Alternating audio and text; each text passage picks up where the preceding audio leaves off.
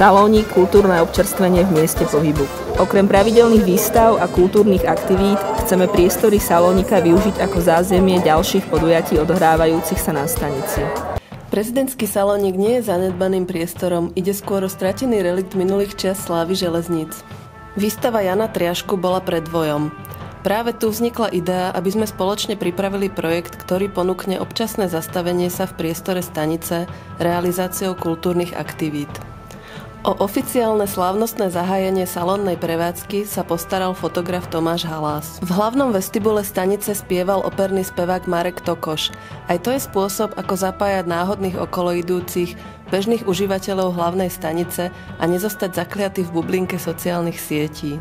Slávnostný dekor Salónika poslúžil ako náznak akejsi kaplnky pre kresby Márie Čorejovej. V novembri sme odpremierovali divadelnú hru Martina Škabrahu Cestující, ktorá bola nielen o starostovi a stanici naštudovaná špeciálne pre priestor prezidentského Salónika. V decembri mohol v Salóniku vystavovať každý. Doteraz sme s minimálnou dotáciou mesta Bratislavy s maximálnym nasadením mnohých umelcov a kreatívnych profesionálov zorganizovali 5 akcií.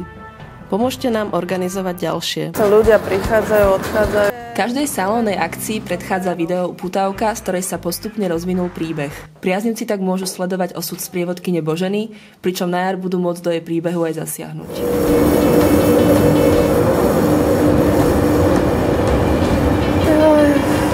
Máte z toho nervy, ne?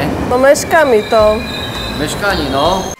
Babka povedala, že keď sa ožením, prepíše na mňa byt.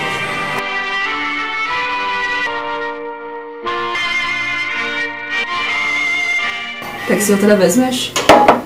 Veď hej, potrebujem predsa peniaze na projekt.